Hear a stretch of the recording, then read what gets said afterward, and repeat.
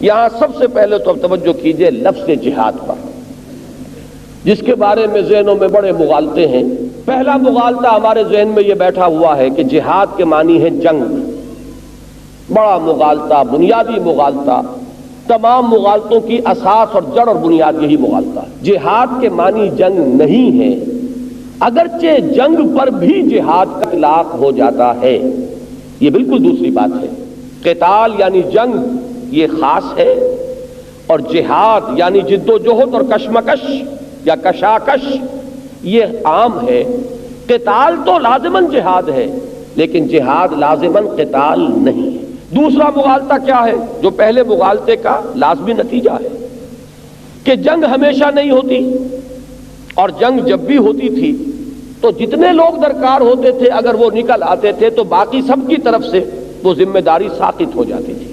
وہ گویا کہ کفایت کر رہے ہیں اس حکم کی حد تک، لہذا ہوتے ہوتے وہ تصور ذہن میں بنایا فرض کفایہ کا کہ جنگ جو ہے فرض کفایہ ہے۔ چنانچہ جب جہاد کے معنی جنگ ہو گئے تو ہمارے ذہن میں اس کا تصور فرض کفایہ کا ہو گیا۔ اور تیسری چیز جو سب سے زیادہ اس معاملے میں تکلیف دہ ہے، جو ہمارے ذہنوں میں بیٹھی ہوئی ہے، وہ یہ ہے کہ مسلمان کی جنگ ہر حالت میں جہاد ہے، جہاد فی سبیل اللہ ہے۔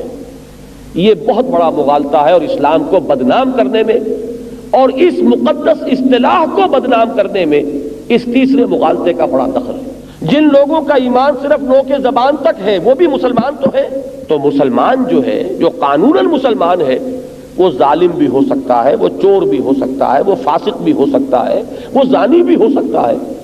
آپ یہی کریں گے نا کہ چوری کی ہے تو ہاتھ کاٹ دیجئے، زنا کیا ہے تو غیر شادی شدہ ہے تو اس کو آپ 100 کوڑے لگا دیجئے، شادی شدہ ہے تو رجم کر دیجئے، لیکن بہرحال مسلمان تو مسلمان جس طریقے سے انفرادی طور پر فاسق بھی ہو سکتا ہے، فاجر بھی ہو سکتا ہے، ایسے ہی ایک مسلمان قوم ظالم بھی ہو سکتی ہے۔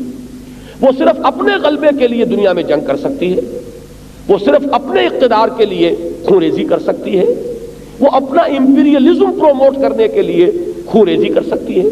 تو وہ خونریزی جو اپنے اقتدار کے لیے ہو، وہ خونریزی جو بحیثیت قوم اپنے غلبے کے لیے ہو، وہ جہاد فی سبیل اللہ نہیں ہے، بلکہ یہ کہ در حقیقت اس لفظ کو، اس مقدس لفظ کو بدنام کرنے میں جو اصل ایلیمنٹ ہے وہ یہ ہے جو ہماری پوری تاریخ میں نظر آتا ہے۔